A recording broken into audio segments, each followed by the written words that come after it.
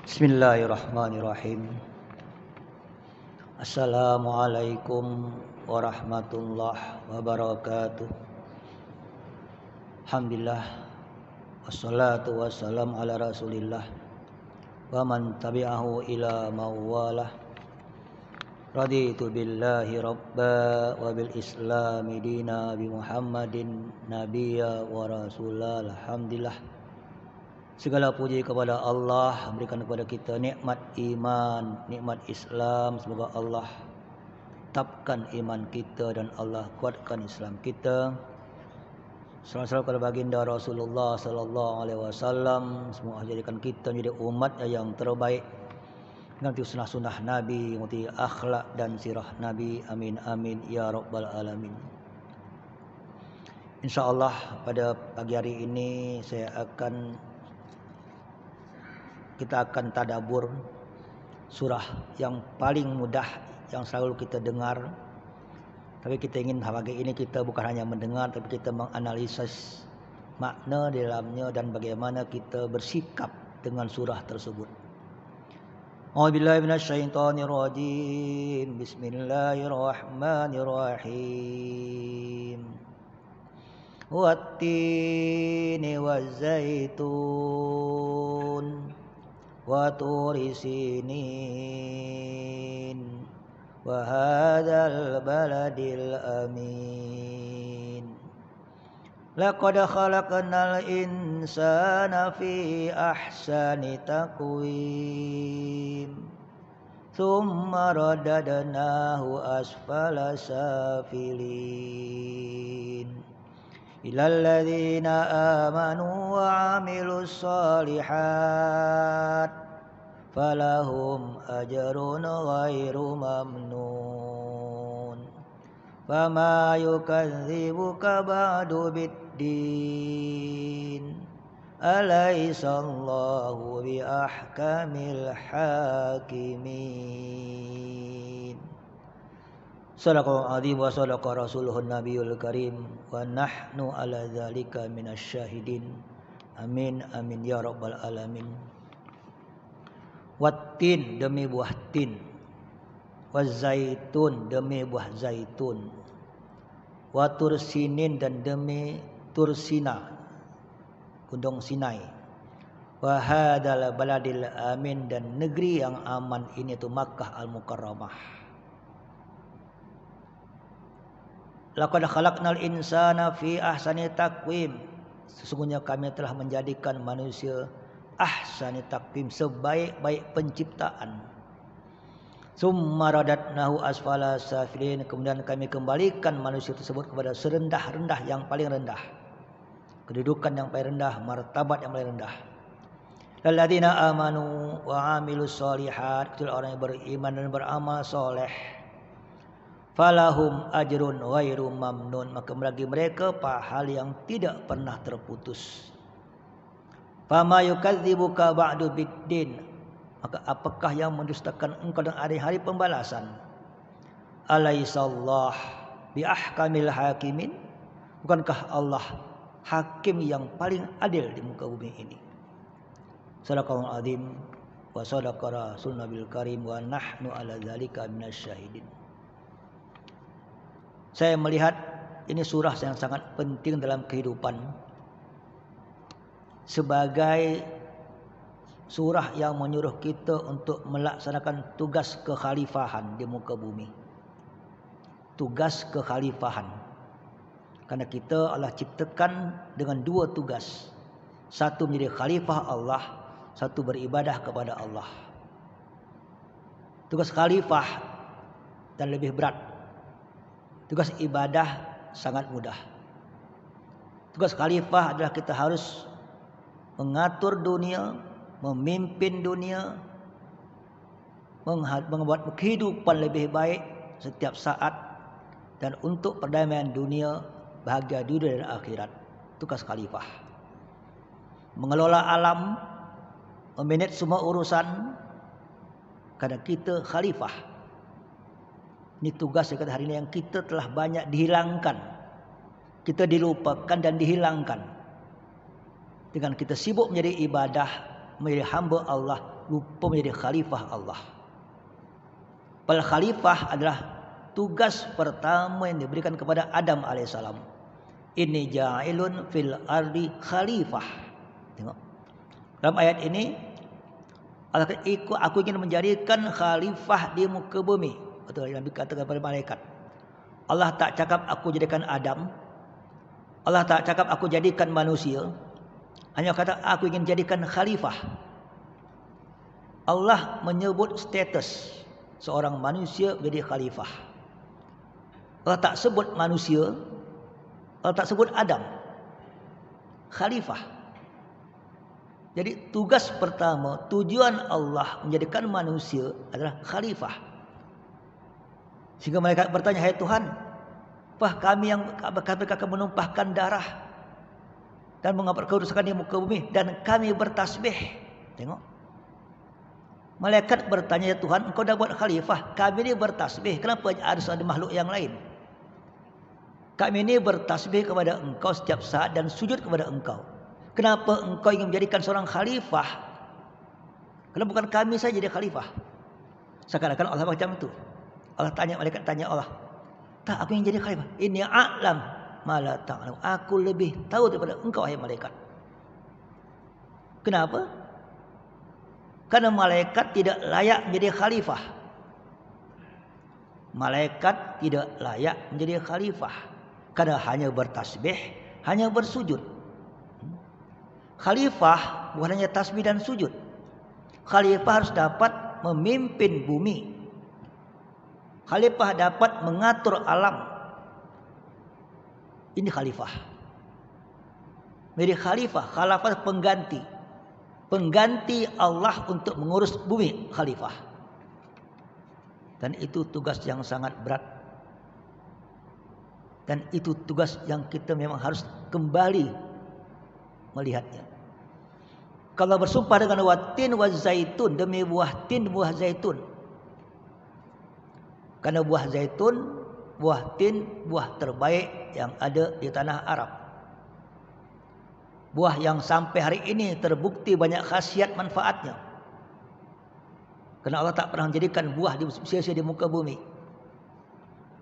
Tapi apakah itu maksud hanya buah tin, buah zaitun? Ibnu Abbas mengatakan watin wa zaitun qala al-faqihah allati ya'luhan nas. Dalam tafsir Asyuti mengatakan maksud buah tin, buah zaitun adalah semua buah yang ada di muka bumi. Bukan hanya watin, buah zaitun.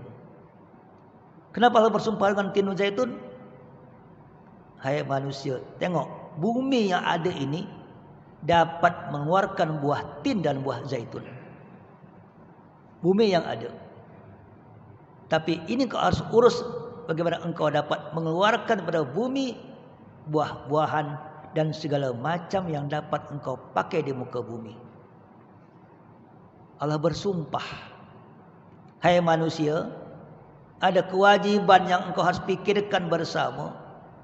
Bagaimana engkau dapat mengeluarkan pada bumi segala macam sesuatu buah-buahan dan apa saja yang akan engkau perlukan di muka bumi, sebagaimana buah tin dan buah zaitun. Nah konsepnya, bukan buah tin, buah zaitun saja. Engkau punya kewajiban untuk memproduk, mengeluarkan segala sesuatu daripada muka bumi yang dapat engkau pakai untuk keperluan hidup. Karena aku telah jadikan bumi untuk ditanam, bumi untuk dipakai sesuatu. Maka setelah Allah bersumpah dengan buah tin, Allah bersumpah dengan negeri. Watturi sinin wa hadzal baladil amin. Kalau buah tin tak muncul kalau tak ada bumi, tak ada tanah, tak mungkin. Maka tanah juga penting. Setelah buah itu penting, tanah juga penting. Wa tursinin, tanah Tursina. Wa hadzal baladil amin, tanah Makkahul Mukarramah. Kalau tadi Allah mengambil buah terbaik, buah tin, buah zaitun sebagai contoh di Quran, Allah pun mengambil bumi terbaik, bumi Tursina dan bumi Makkah Mukarramah. Kenapa terbaik?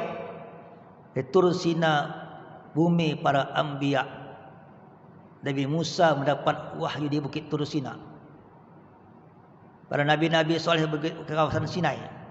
Kawasan Sinai kawasan para nabi. Di negeri para nabi Tur Sina. Dan di Mekah ini engkau hai Muhammad dan Adam alaihissalam adalah Ka'bah, bumi paling mulia. Allah bersumpah dengan dua tempat yang mulia. Allah bersumpah dengan dua buah yang banyak khasiatnya. Seakan-akan Allah berkata, hai manusia, bumi ini aku jadikan terbaik. Tak ada bumi tak terbaik. Makkah bumi terbaik, Sinai bumi terbaik. Hanya kita tak tahu je apa ada di Mekah. Dalam Mekah tu segala macam ada sebetulnya. Sampai emas paling banyak di Mekah sebetulnya. Itu banyak gunung emas di kawasan Mekah. Yang gunung batu engkau nampak, dalamnya bukan hanya batu dalamnya. Segala macam bumi Allah jadikan bukan kosong. Bumi Allah jadikan segala macam sesuatu di dalamnya ada, engkau boleh pakai selama engkau mampu melakukannya. Buah terbaik, bumi terbaik. Inilah modal Allah berikan kepada umat manusia untuk jadi manusia terbaik. Menjadi hamba Allah, menjadi khalifah Allah. Maka hadis mengatakan, man ahya ardan maitan falahu ajru ma akrat aniyah minha falahu sadaqah. Barang siapa yang menghidupkan bumi yang mati, barang siapa yang menghidupkan bumi yang kering, bumi yang tandus, akan bagi dia pahala baginya. Tengok, kewajiban manusia untuk menghidupkan bumi, menanam pokok di atas bumi, pahalul ajar, baginya pahala.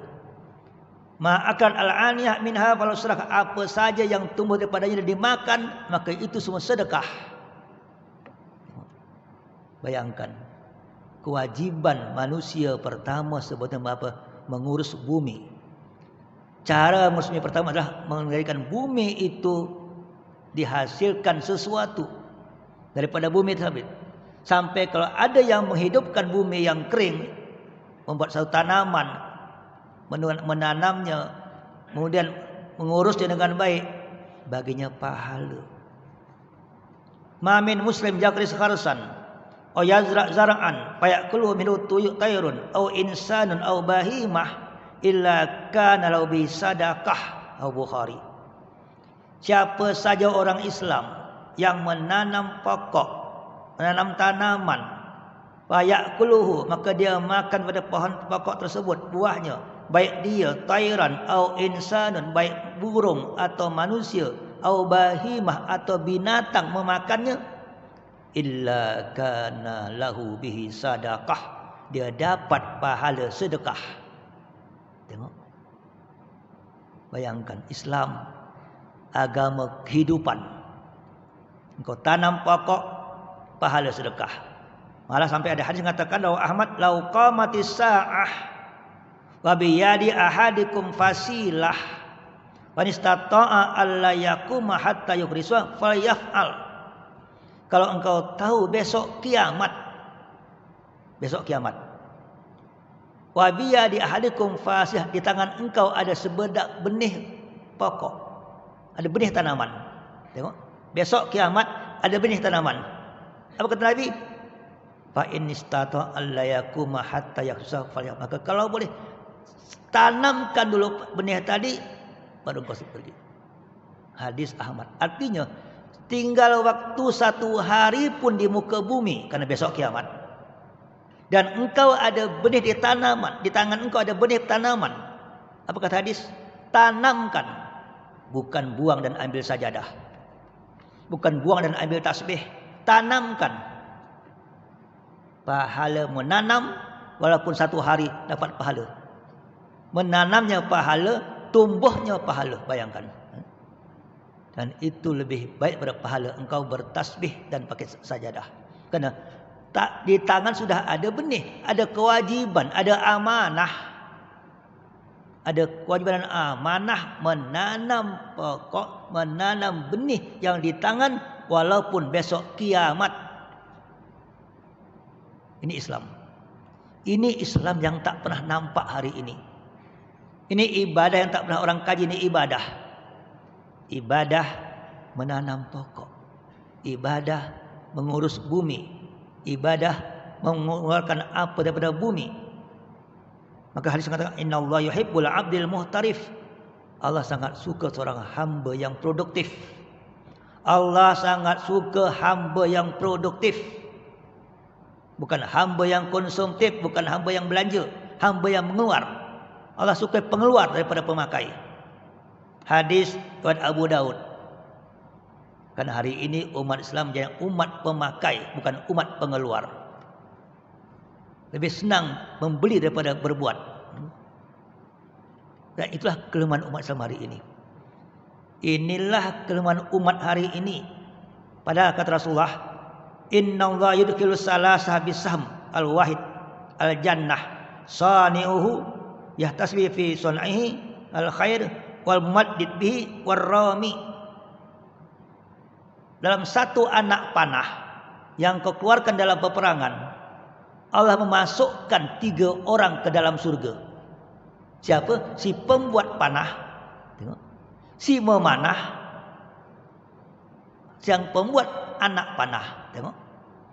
Anak panah yang buat panah masuk surga, yang buat anak panahnya masuk surga, yang tukang manahnya masuk surga. Hadis riwayat Darimi. Bayangkan. Ini sangat penting saya katakan, karena hari ini umat Islam umat yang tidak pernah menjadi pengeluar. Umat yang sibuk menjadi pemakai. Islam kalau berjaya wajib mengeluarkan semuanya. Andalusia, Utsmaniyah, Baghdad, atau Umayyah, zaman Rasulullah, umat-umat pengeluar, bukan umat pemakai. Umat-umat pengeluar memproses sampai Zainab binti Jahsyin, istri Nabi, apa kerjanya? Istri Nabi Zainab binti Jahsyin adalah istri yang terbaik dalam sedekah. Kenapa? Karena dia adalah pengeluar. Dia adalah menyamak kulit. Dibelinya kulit-kulit binatang, disamak, dijual. Itu Zainab binti Jahsyin. Fatimah, istri pada Harun ar-Rasyid, khalifah zaman Baghdad, adalah seorang penenun pakaian.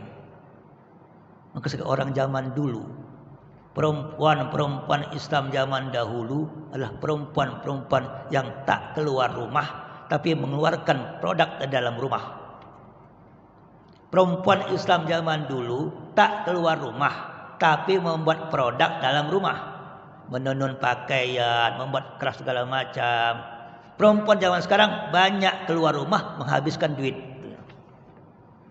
Zaman dulu tak keluar rumah, banyak duit. Sekarang keluar rumah, habis duit. Itu baru perempuan. Apa lagi laki-laki? Zaman Rasulullah, bayangkan. Waktu Nabi di Madinah, orang banyak tengok Nabi hijrah, tengok hijrahnya. Nabi hijrah ke Madinah. Tahun pertama di Madinah, apa Nabi buat? Pertama, Nabi menyuruh semua orang bekerja. Pada waktu itu orang-orang Makkah atau niaga, tak tahu berkebun. Orang Madinah tahunya berkebun, tak tahu berniaga. Waktu hijrah ke Madinah, semua orang Nabi suruh kerja. Yang berkebun dengan kebun, yang niaga dengan niaga, yang tak tahu kerja di kebun-kebun kurma. Sampai Ali bin Abi Thalib kerja di kebun kurma. Sampai Fatimah kerja di kebun kurma. Tengok. Akhirnya malah yang tak tahu niaga, yang tak nak cuba orang Mekah, nak cuba kurma, Nabi suruh cuba kebun kurma. Waktu-waktu ada orang Mekah tak tahu kebun kurma, dia tanam kurma, dia diam, dia tengok pokok kurma. Madinah, pokok kurma dia kawinkan, kurma jantan, kurma betina. Orang Mekah tak, dia tak wakal sama Tuhan, tak kawin-kawinkan. Apa terjadi? Kebun kurma orang Madinah banyak buah, orang Mekah tak buah-buah. Kata Nabi, tanya orang Madinah, antum a'lam bi umuri dunyakum. Mereka lebih tahu dengan urusan dunia. Kenapa? Mereka tahu bagaimana untuk mengawinkan ke bunga kurma jantan dan betina. Belajar daripada mereka. Jangan tanam tawakal, tak boleh. Nabi menyuruh semua orang bekerja. Sampai kita kata, kenapa ada kurma ajwa? Karena Nabi menanam kurma. Sampai kurma terbaik ajwa. Tengok. Nabi mencontohkan nama petani yang berhebat. Membuat kebun kurma, Nabi kurma ajwa terbaik khasiatnya. Tapi apa hal yang terjadi? Kurma ajwa tahun 86 waktu saya pertama haji itu, tengok 86 tu kurma masih besar-besar ajwa tu.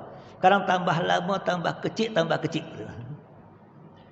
Karena tidak ada research, tak ada kajian. Waktu yang sama Yahudi buat kurma al-majul. Oh tengok, besar-besar majulnya. Kurma Islam harus terbaik.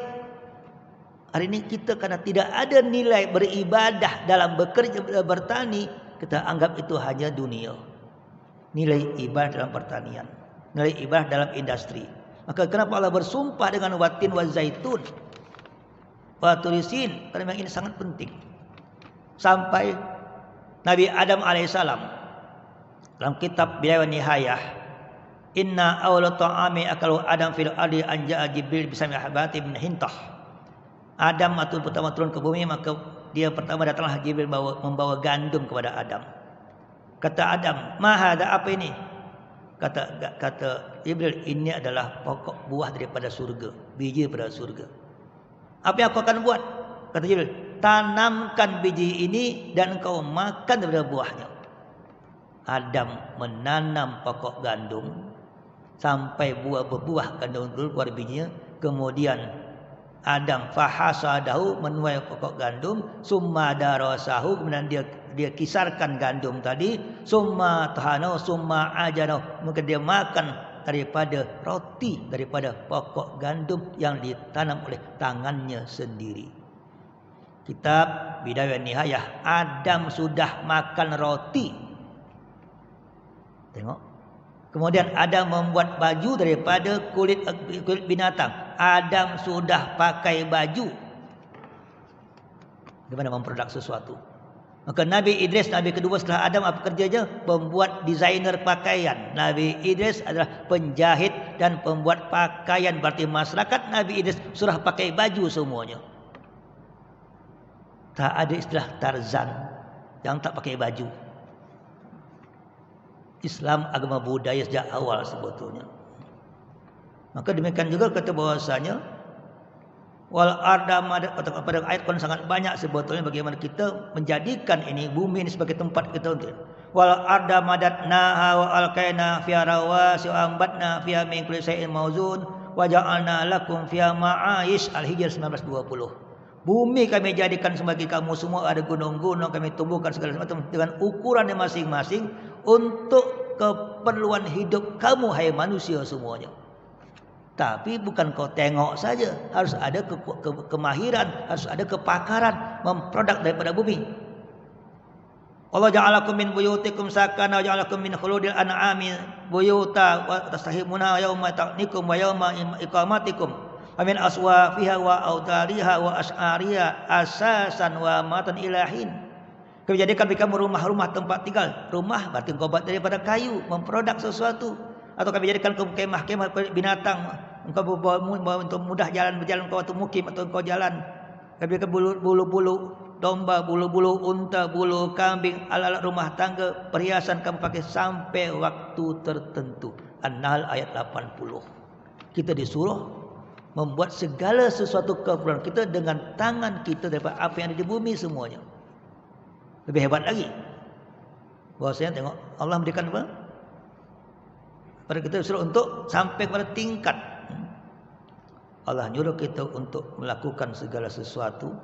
Laqad arsalna rusulana bil bayinat wa anzalna ma'ahumul kitab wal mizan liyaquman nasu bil qisti wa anzalnal hadida fi ba'sun syadidun wa manafi'u linnas wa liya'lamallahu min man suruh wa rusuluhu bil ghaibi innahu qawiyyun aziz. Al-Hadid 25. Kami telah turunkan rasul-rasul dengan keterangan yang dapat keterangan yang jelas.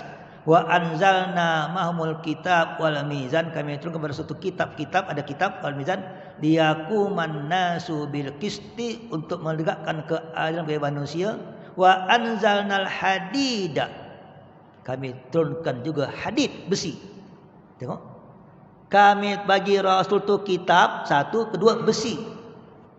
Kenapa? Fi ba'sun syadidun, wa manafi'ul linnas. Di dalam besi itu ada kegunaan yang sangat banyak manfaatnya dan punya kekuatan yang sangat hebat. Berarti Allah menurunkan Rasul dengan kitab dan besi. Besi untuk apa? Wal ya'lamallahu man yansuruhu wa rasuluhu, supaya Allah tahu siapa menolong Allah dan Rasulnya. Dengan besi Anda boleh berperang, berjuang. Innallaha qawiyyun aziz. Allah Maha mulia, Allah Maha kuat, Allah Maha mulia, Maha kuasa. Al-Hadid 25. Tengok Al-Quran dengan besi. Kenapa besi? Untuk engkau berkuasa di muka bumi, wajib menguasai besi. Siapa menguasai besi, menguasai dunia. Siapa menguasai komunikasi, menguasai dunia. Betul tak? Li'ilafi Quraisy ilafi masyita'i wasayif falyabudu rabba hadzal bait alladzi at'amahum min ju' wa amanahum min khauf. Siapa orang Quraisy yang memimpin dunia? Waktu itu orang Quraisy jalan daripada pagi pada Syam dan Yaman pada musim panas, berjalan ke Yaman ke Yaman untuk apa? Menyembah Tuhan Rabbul Ka'bah. Siapa itu? Alladzi at'amahum min ju' wa amanahum min khauf. Kenapa orang menyembah Allah? Karena Allah akan memberikan dia makan dan Allah akan memberikan dia hilang daripada rasa ketakutan. Itu dua konsep. Siapa saja yang menguasai makanan dan siapa saja menguasai teknologi persenjataan pasti menguasai dunia. Betul tak? Daripada surah Quraisy, siapa saja dapat memberikan makan orang yang lapar, menguasai ekonomi. Siapa saja yang dapat memberikan jaminan keamanan, menguasai teknologi persenjataan. Dunia mana saja punya dua ini berkuasa di muka bumi. Tapi siapa yang pakai ini sekarang? Orang kafir. Orang Islam tak punya senjata, tak punya ekonomi. Bayangkan dengan COVID hari ini. Ekonomi kacau. Siapa yang bertahan? Siapa yang memiliki ketahanan makanan. Apa makanan itu? Siapa boleh menanam sendiri, pokoknya menguasai dunia hari ini. Kalau tak, engkau akan dikacaukan dengan sistem perniagaan dunia. Kembali kepada ekonomi, kembali kepada pertanian, perkebunan, akan menguasai dunia pada akan datang. Karena krisis pangan, krisis makanan akan terjadi pada tahun-tahun akan datang ini. Akibat COVID ini akan krisis semuanya. Siapa yang kuat? Kembali kepada bumi. Kembali kepada back to nature sebetulnya. Kembali engkau menguasai lahan-lahan pertanian, perkebunan. Dan jangan ikut orang. Engkau lahan tanah engkau, di rumah engkau tanam. Tak ada cara lain. Ini konsep. Kalau kita ingin bertahan hari ini sebetulnya. Karena ini perintah Allah. Menanam itu ibadah. Berkebun itu ibadah. Memproduk sesuatu itu ibadah. Sayang. Kita tak pernah dibuat macam itu. Memang sengaja. Siapa yang buat itu? Orang-orang kafir. Setelah tahun 1500, 1492 Andalusia jatuh. Setelah Andalusia jatuh, maka Ferdinand dan Isabella mengirimlah Vasco da Gama, semua dikirim menguasai semua dunia. Karena mereka tahu siapa menguasai ekonomi, menguasai dia akan jatuhkan semuanya. Maka dikirimlah bangsa-bangsa penjajah ke semua negeri Islam. Untuk apa? Menjadikan orang Islam tidak boleh jadi khalifah kembali. Kejajah semua negeri Islam, ekonomi mereka kuasai, agama Islam hanya agama ibadah, tak ada agama khalifah. Kita pun sejak awal tahun 1500 sampai hari ini menjadi bangsa yang ibadah, tak jadi khalifah. Siapa khalifah bumi? Orang barat. Siapa khalifah bumi? Orang kafir ini. Karena mereka menguasai ekonomi, menguasai teknologi, menguasai pertanian semuanya. Balik ini surah Al-Quran. Tapi tak ada gunanya engkau ada bumi yang baik, tak ada gunanya dapat mengumumkan hasil yang terbaik kalau manusia tak dapat apapun, berbuat apapun. Maka kenapa yang mengatakan bahwasanya laqad khalaqal insana fi ahsani taqwim. Kami telah jadikan manusia sebaik-baik bentuk. Apa yang tak punya? Ada akal, ada nafsu, ada hati, ada jasad, ada tenaga, semua lengkap. Dengan akal engkau berfikir, dengan nafsu engkau berprestasi, dengan jasad engkau bekerja, dengan hati engkau dapat petunjuk. Dengan akal kita berfikir, dengan nafsu berprestasi, dengan tangan kita bergerak, berjihad, berbuat sesuatu terbaik, dan dengan hati mendapat petunjuk Allah. Kalau hati dapat petunjuk, akal berfikir, nafsu berprestasi, badan bergerak, dunia kita kuasai. Tapi sayang, kita hanya dapat petunjuk saja, tapi kadang-kadang akal tak dipakai, nafsu jadikan salah pakai. Nafsu salah pakai. Nafsu itu untuk berprestasi terbaik, bukan untuk melakukan maksiat. Dengan nafsu engkau mencari amal lebih baik lagi. Fastabiqul khairat, itu dengan nafsu. Tanpa nafsu engkau tak jadi apapun di muka bumi ini. Tapi pakai nafsu dengan positif untuk mendapatkan khalifah Allah dan jadi hamba Allah terbaik. Pakai akal dengan ijtihad. Maka kalau akal berijtihad, hati bermujahadah, badan berjihad. Hati mujahadah, akal berijtihad, inovasi. Kemudian badan bekerja buat tenaga, jihad. InsyaAllah kita menjadi khalifah Allah di muka bumi sebetulnya. Lilladzina amanu wa amilus solihat. Kalau engkau dah Allah bagi potensi lengkap sebagai manusia, apa tugasnya? Hanya dua tugasnya. Amanu wa amilus solihat. Beriman dan beramal soleh.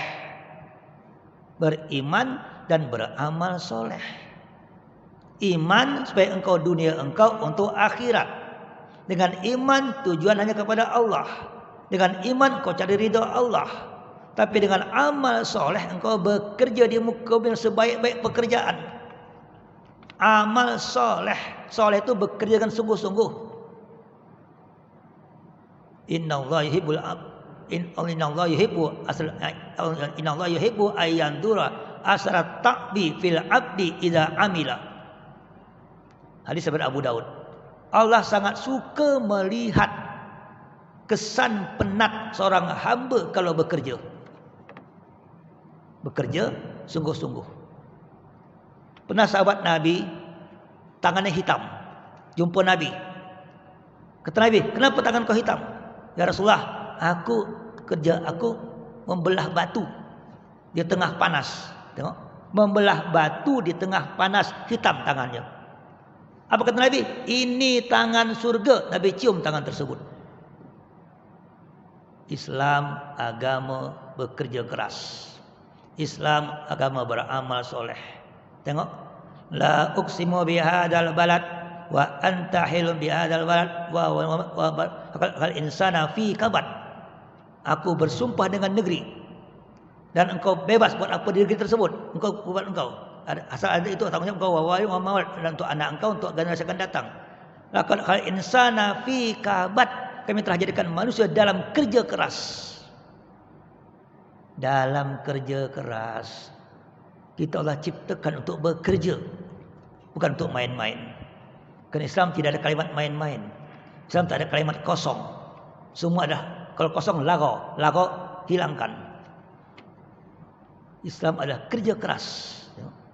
Sangat penting. Kadang kita waktu kita kata amal soleh, apa yang kau buat dengan dunia ini sekarang?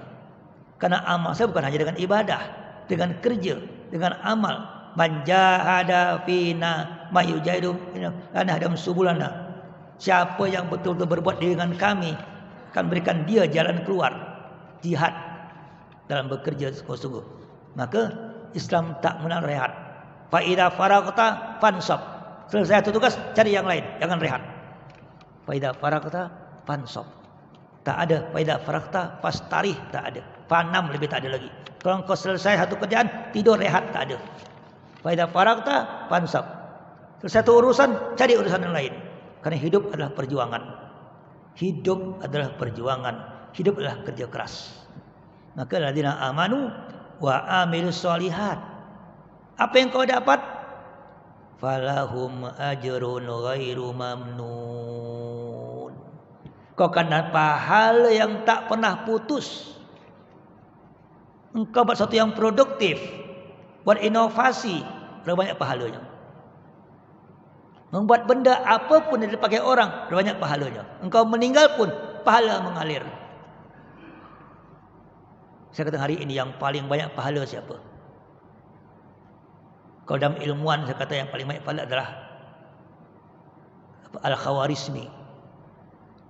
Penemu angka 1, 2, 3, 4, 5, 6 itu Al-Khawarizmi namanya.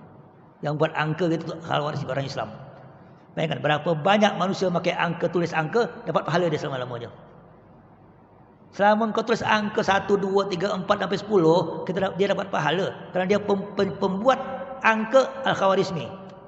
Yang kau pakai 1, 2, 3 tu dia buat. Sampai ada sifar dia buat. Tanpa dia tak ada sifar di dunia. Tak ada sifar tanpa Khawarizmi di dunia. Kalau kau terus angka sifar, dia dapat pahala. Itu amal jariah dia. Siapa lagi amal jariah? Nabi Adam membuat Ka'bah. Nabi Ibrahim membuat Ka'bah. Nabi Muhammad menyempurnakan Ka'bah. Selama kau tawaf Ka'bah, Nabi Ibrahim dapat pahala. Adam dapat pahala. Kenapa kita tawaf makam Ibrahim? Tengok, Ibrahim punya makam kedudukan karena dia membuat Ka'bah. Itu amal jariah. Konsep amalnya sangat penting karena kita menjadi orang yang tak punya amal jariah. Kita hanya amal ibadah. Beramal ibadah, amal soleh, amal jariah. Harus seimbang tiga-tiga itu. Kalau engkau punya apapun muka ini, ada amal jariah engkau. Sedekah dengan wakaf, itu amal jariah sebetulnya. Membuat masjid, membuat sekolah, amal jariah. Memproduk apapun amal jariah. Selama orang pakai apa yang kau. Kalau engkau tak buat macamnya apa jadinya? Kalau ambil akhir barun, maka kalau tak kau jadi apa? Kita akan jadi apa? Jadi orang asfalus safilin. Maka lalladzina amanu sholihat wa yu'minun pama maka kan tadi kalau tidak kau asal amal ya berada ila asfala safilin. Kalau engkau tak punya iman, engkau tak punya amal soleh, kau jadi orang asfala safilin, orang paling bawah. Betul? Ada iman pun tak ada amal soleh, asfala safilin. Sekarang saya tanya, orang Islam ini sekarang menjadi ahsanu taqwim atau asfala safilin? Kita di hari ini jadi ahsanu taqwim atau asfala safilin? Taqwim itu berdiri tegak. Asfal itu orang yang paling rendah. Kita ini bangsa yang tegak atau bangsa yang rendah? Umat Islam hari ini, bukan umat Islam yang ahsanu taqwim, umat yang berdiri, umat yang punya kualitas terbaik, umat yang produktif, atau umat yang asfala safilin? Kita umat asfala safilin. Dalam amal soleh, dalam dunia tak punya apa, industri orang pegang, ekonomi orang pegang, pertanian orang pegang, perkebunan orang pegang, kita apa? Asfala safilin. Tak jadi ahsanu taqwim. Umat Islam wajib menjadi ahsanu taqwim. Umat yang punya prestasi dunia untuk akhirat. Macam Rasulullah, sahabat Nabi, para ulama orang-orang saleh zaman dulu, ahsanu taqwim, bangsa produktif, bangsa pengeluar, bangsa berprestasi, menjadi ahsanu taqwim. Kalau tak, kita menjadi asfala safilin. Tak ada guna. Kenapa? Orang lain yang menguasai kita. Padahal kita khalifah di muka bumi. Ini konsep sangat penting. Maka mari kita kembali. Ini surah sangat pendek tapi begitu sangat hebat nilainya sebut. Kalau dah kita bekerja sungguh-sungguh, jangan takut, Allah akan balas. Fama yukadzibuka ba'du biddin. Karena kita mungkin kita dah kerja keras, orang tak tengok kita, orang tak peduli kita. Jangan peduli, jangan takut, Allah Maha membalas. Kita tu yang kita akhirat bukan dunia. Fama yukadzibuka ba'du biddin. Atau juga engkau dah kerja keras, sudah sungguh-sungguh, orang maki engkau, orang hina engkau, tak payah balas. Allah lebih tahu, Allah membalasnya. Kita jangan disibukkan dengan kes demi kes. Orang akan ganggu kita. Kita harus sibuk dengan program kita. Program pendidikan umat, ekonomi umat, teknologi umat, yang lain tak peduli kita. Kenapa? Kita diganggu orang nanti. Jangan. Allah Maha Hakim, ahkamul hakimin. Tengok. Alaisallahu bi ahkamil hakimin. Bukankah Allah sebaik-baik hakim membalas semuanya? Balasan yang baik, balasan yang buruk juga ada. Kita kerja keras, Allah balas. Orang ganggu kita, Allah juga balas. Jangan kita disibukkan dengan orang lain hari ini. Kan hari ini umat Islam disibukkan orang lain, tak bukan dengan diri sendiri. Sibuk dengan macam-macam kes, bukan untuk kita, orang lain. Orang lain sengaja buat kes untuk merusak kerja kita. Tengok. Orang kafir kan buat kes demi kes untuk merusak kerja kita. Tak ada program pendidikan, program ekonomi, teknologi, hilang semuanya. Karena kita sibuk berkelahi sama kita. Berkelahi sama A lah, gara-gara A, B lah, kali ini. Allah yang balas. Maka engkau fokus kepada kerja, fokus pada amal soleh, kepada iman, dan jangan engkau terganggu dengan macam-macam gangguan. Mengganggu engkau, serahkan kepada Allah. Baru engkau jadi manusia terbaik. Ahsanut taqdim sebetulnya. Maka marilah dengan surah Watin, bagi saya surah yang sangat, ini surah productivity, surah menjadi pengeluar, menjadi manusia, khalifah di muka bumi, betul-betul menjadi hamba yang terbaik, dan khalifah bagaimana Rasulullah dan para sahabat Nabi zaman dulu. Allah alimna ma yanfa'una warjuna uluman tanfa'una al-malaika haqqan wa yatibah ma yatibah nastaghfiruka wa natubu ilaik. Wassalamualaikum warahmatullahi wabarakatuh.